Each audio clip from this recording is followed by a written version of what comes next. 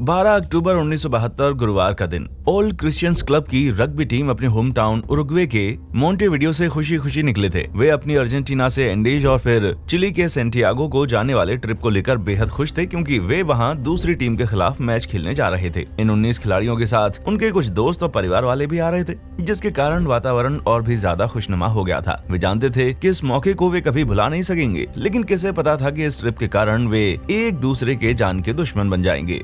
और ये ट्रिप उन्हें उस रास्ते पर ले गई जहां सब कुछ बदल कर रह गया। ये 832 मील की ट्रिप अगर वे रोड से करने जाते तो उन्हें 20 घंटे लग जाते। इसलिए टीम ने ये डिसाइड किया कि वे पैसे बचा करके एक twin turboprop Fairchild FH-22-7D plane book करेंगे, जो कि रोग्यान एयरफोर्स का था। इसके साथ ही उन्हें 5 क्रू मेंबर्स सर्विस के लिए मिले और पायलट कॉलिन जूलियो सेसर फ्राडस के नाम के साथ जुड़ा था। 5117 घंटों की हवाई उड़ानें और एंडीज में अब तक की उन्होंने 29 उड़ानें भरी थीं। लेकिन अर्जेंटीना जाने वाली ये ट्रिप उनके लिए आसान नहीं थी। जैसे वे पहाड़ी इलाके में पहुंचे, मौसम ने एक अलग ही रुख ले लिया। इसलिए उन्होंने ये निश्चय किया कि वे उस रात मेंडोजा इंटरनेशनल एयरपोर्ट, जो कि एंडीज के फुट हिल में है, वहीं पर रुक जाएंगे जब तक के हालात अच्छे नहीं हो जाते। दूसरे दिन भी मौसम में किसी तरह का बदलाव नहीं आया, और क्योंकि वे ज्यादा समय के लिए इंतजार नहीं कर सकते थे, इसीलिए फेरार्ड्स को एक बहुत ही महत्वपूर्ण डिसीजन लेना था। वे सेंटियागो के लिए डायरेक्ट रूट ले सकते थे, जो कि सिर्फ 122 मील दूर था, लेकिन इस रास्ते में खतरे बहुत थे, क्योंकि यहाँ पर पहाड़ियों की ऊंचाई 26,000 फीट तक थी और प्लेन ज्यादा 28,000 फीट की ऊंचाई तक ही उड़ सकता था। और उनके साथ एक नए ट्रेनी पायलट भी थे, जिनका नाम था लेफ्टिनेंट कॉलिन डांटे हेक्टर लुगियारा। इसलिए फेरार्डेस ने यह डिसाइड किया कि वे एक सेफ रास्ता चुनेंगे, जो कि प्लेन कॉन दर्रे के दक्षिण में उड़ान भरता, जहां पहाड़ियों की ऊंचाई कम होगी और 576 मील की इस जर्नी को पूरा करने में उन्हें 90 मिनट लगते। वे मेंडोजा से दोपहर के 2:15 बजे निकले और मौसम अभी भी बहुत ही खराब था और आगे का रास्ता देख पाना भी मुश्किल था। यही कारण था कि उन्हें रेडियो नेविगेशन और डेड रिकॉर्डिंग पर डिपेंड रहना पड़ा। 3:21 मिनट पर को पायलट लगवारा ने सेंटियागो के एयर ट्रैफिक का पता लगाया, जिससे पता चला कि वे पहाड़ियां क्रॉस कर चुके थे और उत्तर की ओर बढ़ रहे थे। उन्हें 1150 फीट के एल्टीट्यूड पर उड़ने की परमिशन मिल गई, ताकि वे फाइनली एयरपोर्ट तक पहुंच सकें। जैसे वे नीचे आ रहे थे, इस बात का पता चल गया था कि वहां कुछ तो अलग था। किसी कारण से प्लेन जोरों से हिलने लगा। फिर भी पायलट्स पूरी कोशिश कर रहे थे कि वे एक बार फिर से प्लेन पर अपना कंट्रोल बना सकें, लेकिन डर ने आखिरकार एक भयानक रूप ले ही लिया। जब वे बादलों को पार करके आए, उन्हें पता चल गया कि पायलट ने उनकी पोजीशन का अंदाजा गलत लगाया था और वे अभी भी एंडीज में ही थे और आने वाली टक्कर से उन्हें कोई बचा नहीं सकता था। प्लेन बहुत जोर से पहाड़ियों से टकराया, जिसके बाद उसका दायां पंख और उसकी पूंछ टूट गई। इसके बाद बारी थी बाएं पंख की, जो कि जमीन पर क्रैश हुआ और इसके बाद प्रोपेलर भी टूट गया और प्लेन का धड़ भी जोर से जमीन पर क्रैश हुआ और किसी टोबगन की तरह बर्फ में स्लाइड करता ही रहा, जब तक कि वो किसी कारण से रुक नहीं जाता। इस दरमियान 7 लोग प्लेन से बाहर गिर गए थे और उनकी बॉडीज भी कहीं नजर नहीं आई। बाकी के पैसेंजर्स और क्रू में से 5 की मौत हो गई थी, जिसमें पायलट और उनकी टीम के फिजिशियन भी शामिल थे। जैसे ही रात हुई, उसके साथ ही ठंड बढ़ती जा रही थी और बचे हुए लोगों को ये ज्ञात हो गया था कि उनके आसपास किसी भी तरह की बस्तियां नहीं हैं और वे बचाव दल से संपर्क कर पाने में सक्षम थे। और क्योंकि उनके होम टाउन का मौसम इस मौसम से बिल्कुल अलग था, इसीलिए वे ऐसे हालातों के लिए बिल्कुल तैयार नहीं थे और उनके पास ज्यादा गर्म कपड़े भी नहीं थे। यहाँ तक कि उनमें से कई लोगों ने तो पहली बार बर्फ देखी थी और प्लेन के बचे हुए भाग को उन्होंने अपने आश्रय के तौर पर इस्तेमाल करने का डिसाइड किया। को पायलट लगवारा बुरी तरह से जख्मी थे, इसलिए उन्होंने एक पैसेंजर से गुजारिश की कोई उनके सामान में से उनके लिए बंदूक ले आए, ताकि वे खुद को गोली मारकर इस दुनिया से मुक्त हो जाएं। लेकिन पैसेंजर ने मना कर दिया। लेकिन को पायलट लगवारा और बाकी के 4 साथी पहली रात को ही अपनी जान गंवा बैठे। उनके पास खुद को गर्म रखने के अलावा और कोई ऑप्शन अवेलेबल नहीं था और बचे हुए लोग कुछ कर पाने में सक्षम थे और वो बचाव कर्मियों का इंतजार कर रहे थे।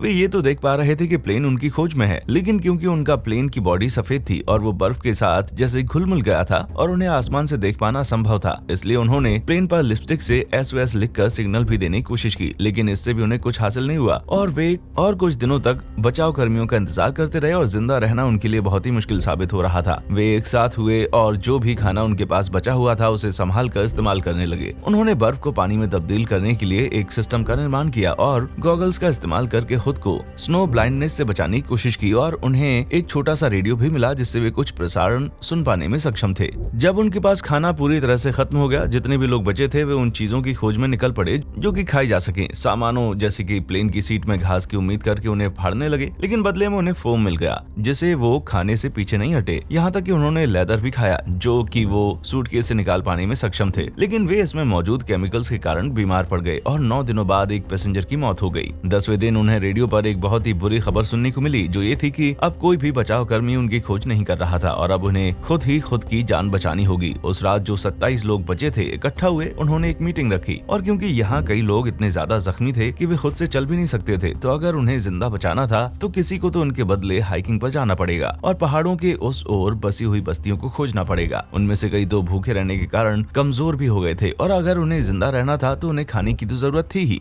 इसीलिए इस बार उन्होंने खुलकर ये बात डिस्कस की, जिस पर अभी तक कुछ लोग आपस में बात कर रहे थे। उनके पास अब खाने के लिए कुछ भी नहीं था और जो मौजूद था वो थे उनके दोस्तों के मृत शरीर। और क्योंकि वे बाइबल को मानते थे, उन्होंने बाइबल के एक पद से इंस्पिरेशन ली जिसमें लिखा था कि दोस्तों से बढ़कर कुछ भी नहीं होता और सच्चा दोस्त वही है जो अपने दोस्त की जान बचाने में अपनी जान लगा दे। इसलिए उन्होंने एक संधि की जिसमें उन्होंने ये तय किया कि अब अगर किसी की भी जान जाती है तो वे उनकी बॉडीज को खाएंगे ताकि उनमें से कुछ लोग तो बच सकें। और उनके मन में ये बात पक्की थी कि उनके मरे हुए साथी भी ऐसा ही सोचते होंगे। क्योंकि उन्होंने ये डिसीजन ले लिया था, उन्होंने खुद को मेंटली प्रिपेयर कर लिया था कि अब वे अपने दोस्तों की शरीर में से मांस खाने के लिए तैयार हो जाएंगे। अब वे इसके पतले टुकड़े करते, उन्हें बर्फ में जमाते और फिर वो उस चिपचिपे खाने को खाने के लिए तैयार हो जाते। और फिर बीतते समय के साथ वे इस प्रक्रिया को अच्छे से कर पाने में सक्षम हो गए। अब इसके टेस्ट को बेहतर बनाने के लिए वे उसे रोस्ट करने लगे थे और आग जलाने में सक्षम हो पाते थे। और जब आग मौजूद नहीं होती थी तब वे उसको कच्चा ही खाया करते थे। अब इन सभी लोगों में से 3 सबसे स्ट्रॉन्ग लोगों को इस मुहिम के लिए बाहर भेजने का निर्णय लिया गया। इनका नाम था नांडो पराडो,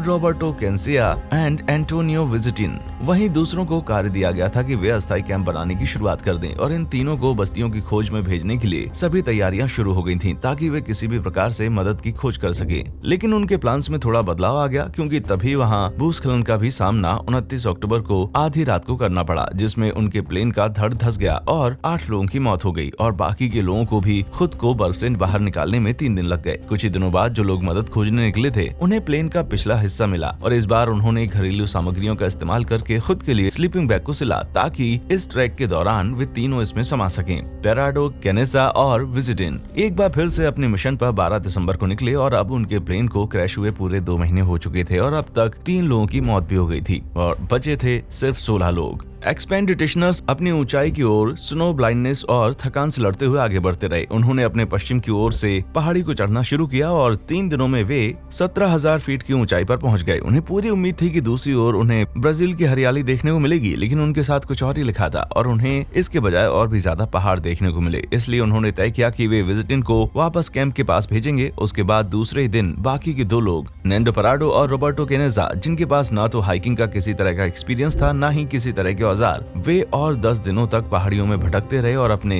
इंस्टिंक्ट्स का इस्तेमाल करके आगे बढ़ते रहे और आखिरकार उन्हें नदी की एक धार मिली जिसके कारण वो बस्तियों तक पहुंचने में सक्षम हुए। 21 दिसंबर को उन्हें नदी के उस पार घोड़े पर सवार एक चरवाहा दिखा। उन्होंने चिल्लाने की कोशिश की लेकिन चरवाहा नदी की धार की आवाज में उनकी बात को सुन पाने में सक्षम था। पराडो ने उसकी तरफ एक नोट फेंका जिसमें उनकी बुरी स्थिति के बारे में सब कुछ लिखा था और ये भी लिखा हुआ था कि अब वो कब वापस उनकी मदद के लिए लौटेगा। अचरज में पड़े उस आदमी ने उनकी ओर ब्रेड के 2 पीस फेंके। उसने उसे एक ही शब्द में जवाब दिया कि अब वो मदद के साथ कल लौटेगा। 22 दिसंबर को उन्हें हेलीकॉप्टर्स नजर आए जिन्हें पराडो ने कैंप का रास्ता दिखाया, जहां 14 और साथी उनकी राह देख रहे थे। क्योंकि हेलीकॉप्टर्स उन्हें एक साथ नहीं ले जा सकते थे, इसलिए पहले दिन 6 लोगों को बचाया गया और बाकियों के साथ मेडिकल की एक टीम को छोड़ दिया गया ताकि वो क्रैश साइट पर बीतने वाली आखिरी रात उनका ध्यान रख सकें। 23 दिसंबर की सुबह को प्लेन क्रैश की घटना को पूरे 72 दिन हो चुके थे और बाकी बचे लोगों को भी बचा लिया गया था। उनका वजन बेहद कम हो चुका था, लेकिन खुशी की बात ये थी कि उनके शरीर पर किसी तरह के खतरनाक जख्म नहीं थे। शुरुआत से ही वे अपने अनुभवों के बारे में बात करते रहे और अपने दोस्तों के परिजनों से माफी भी मांगी और उन दोस्तों के परिवार वालों ने भी उनकी ओर सहानुभूति दिखाई। जब एक प्रीस्ट उनका कन्फेशन लेने आए तो काफी देर तक उनकी बात चलती रही और फिर प्रीस्ट ने उनको बताया कि उन्होंने किसी भी तरह का जुर्म नहीं किया है, क्योंकि उन्होंने किसी की हत्या नहीं की और उन्होंने बस वही किया जो कुछ भी वो जिंदा रहने के लिए कर सकते थे। जो भी लोग उस प्लेन क्रैश में बचे थे उन्होंने एक दूसरे के साथ कांटेक्ट बनाए रखा और वे उस क्रैश वाली जगह पर भी जाते रहे।